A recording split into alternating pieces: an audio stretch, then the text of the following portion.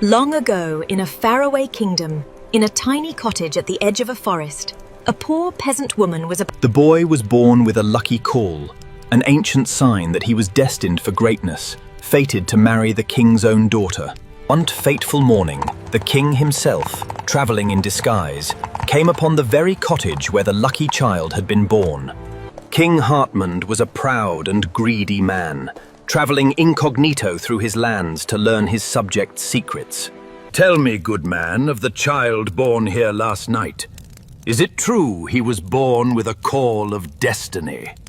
A peasant boy who shall marry my daughter? Never! I shall buy this child and be rid of him forever. We are so very poor, my lord. For this gold our other children may eat. Take him, and may God forgive us. Believing he could outwit fate itself, the king resolved to drown the helpless infant in the rushing river. But fate is not so easily defeated.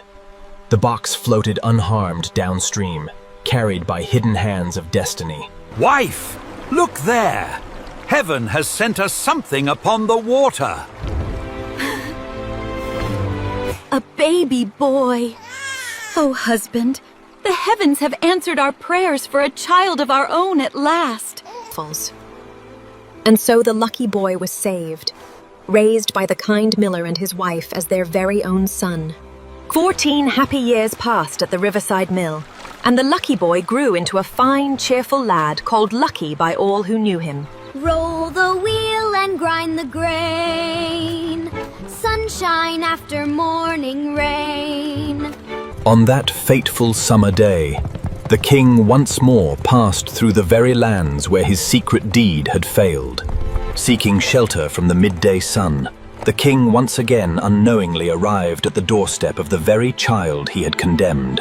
Tell me, miller, that fine young lad I saw in the yard, surely such a strong boy is your own son? Oh no, my lord, that boy is a gift from heaven. 14 years ago we found him floating in a box upon our river. The king's blood ran cold. The cursed boy he had thrown into the rapids was alive and well, and still destined to marry his daughter. Yet the king's wicked mind quickly devised a new plan, more cunning and cruel than the first. He penned a secret letter to his queen with terrible instructions, sealed with the royal stamp of certain death. Brave boy, take this letter swiftly to my queen at the palace. Great reward shall be yours upon delivery. Unknowing of the deadly trap, Lucky set off bravely on the long journey to the distant royal palace.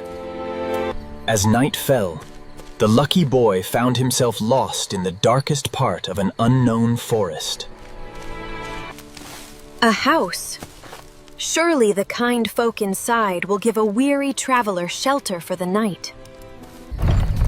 Run away, child! This is a den of murderous robbers. They will surely kill you if they find you here. I am too weary to take another step, good mother. Let come what may. I shall sleep by your warm fire. And so the lucky boy slept soundly in the very lair of murderers, his fortune watching over him as always. At midnight, the robbers returned to their den, hungry for blood and gold. And what stray lamb have we here, brothers? A fine young pigeon walked right into our nest tonight. But curiosity overcame their cruel intent, and the robber chief broke the sacred royal seal to read the secret message. The king commands the queen to murder this boy the instant he arrives. What black-hearted villainy is this? Even hardened robbers possess a code of honor. Such cold-blooded treachery against an innocent child outraged them all. Write this instead, brother. The king now commands the queen to marry this boy to the princess at once upon his arrival. Did you know? Skilled criminals in old times often forged royal seals so perfectly that even kings could not tell the difference.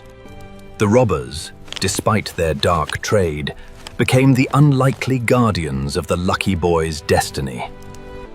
At dawn, the robbers fed the boy a hearty breakfast and sent him on his way with full belly and good wishes. By midday, the great royal palace appeared at last upon the horizon. gleaming like a vision of gold. Did you know? Royal palaces in medieval Europe were guarded day and night by elite soldiers chosen for their loyalty and skill. A letter from His Majesty the King, to be delivered into the Queen's own hands at once.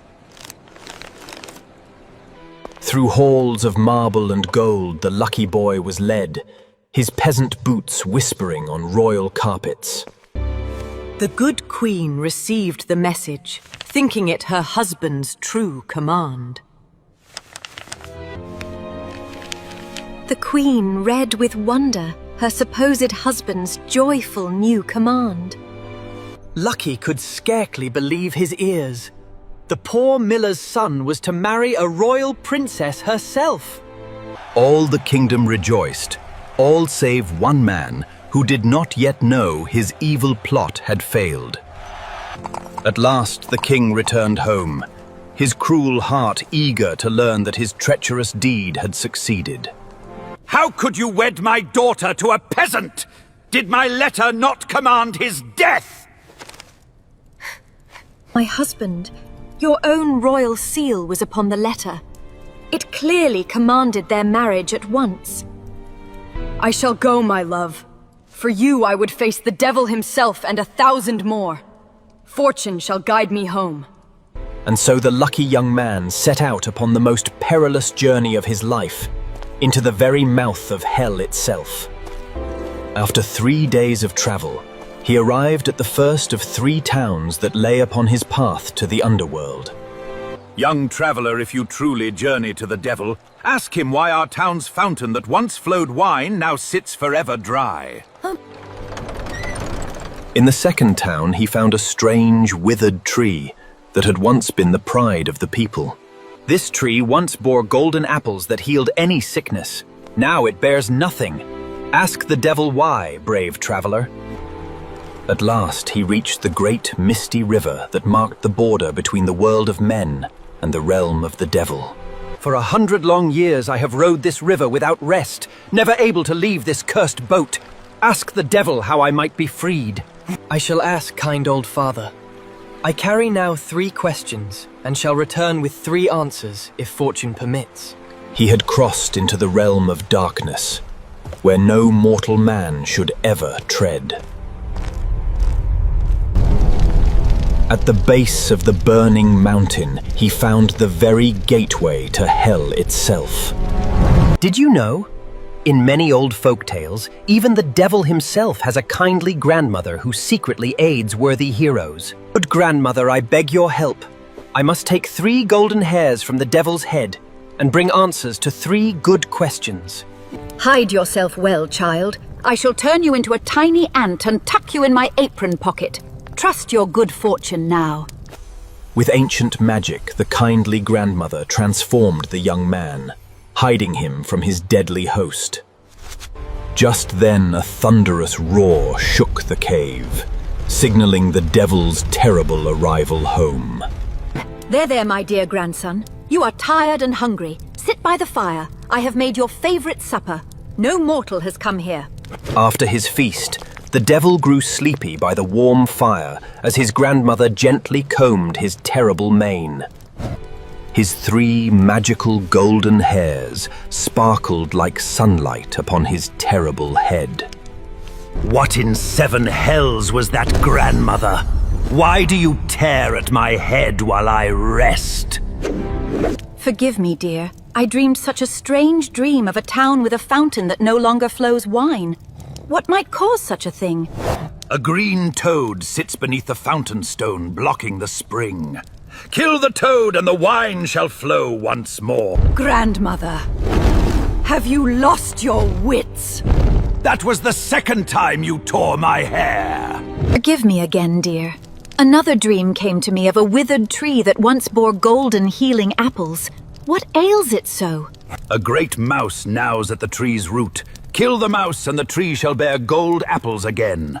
Now let me sleep, woman. One final dream, dearest, of an old ferryman cursed to row a misty river forever. How might he be freed from his torment? Ha! Easy. He must place his oar in the next traveller's hand, and that one shall row in his stead forevermore. As the devil slept soundly, his kindly grandmother prepared to send the lucky lad home. Good grandmother, I owe you my life and my future. May your kindness be ever remembered. He fled the burning mountain before the devil might awake and discover his betrayal. At the river, the weary ferryman waited still for any soul who might bring his salvation.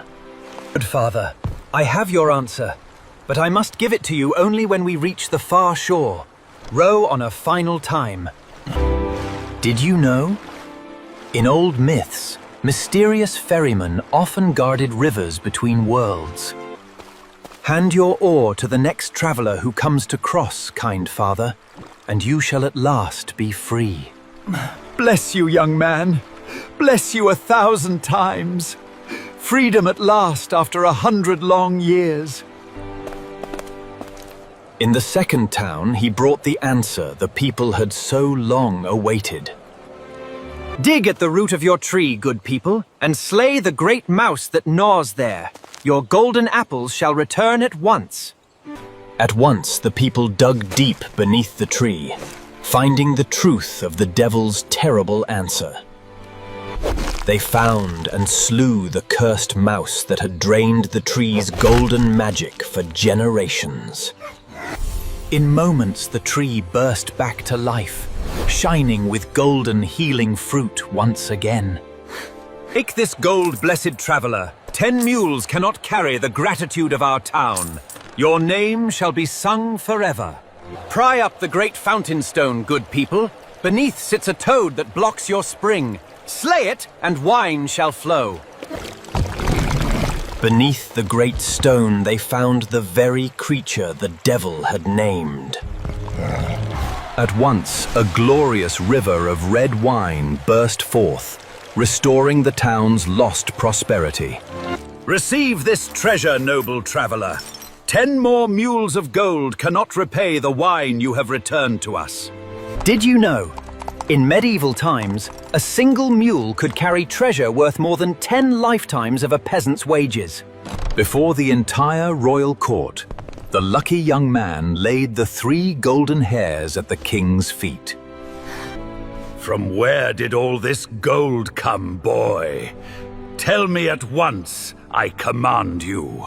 Beyond the great misty river, your majesty, on the far shore lies an endless plain, where gold sits in heaps for any who reach it. Driven by his endless greed, the king rushed to the very river where fate awaited him. Row me at once across this river, old man. There is no time to waste. The gold awaits me. And with the touch of the cursed oar, the wicked king inherited the ferryman's ancient eternal punishment. The free ferryman stepped joyfully ashore, while the king found the oar stuck firmly in his royal hand. And so, for his cruelty and greed, the wicked king was condemned to row the misty river for all eternity. For fate had spoken truly from his very first breath, and no king's cruelty could outpace the destiny of one born lucky. And the 3 golden hairs of the devil himself remained ever after in the royal treasury, a wonder of the world and proof that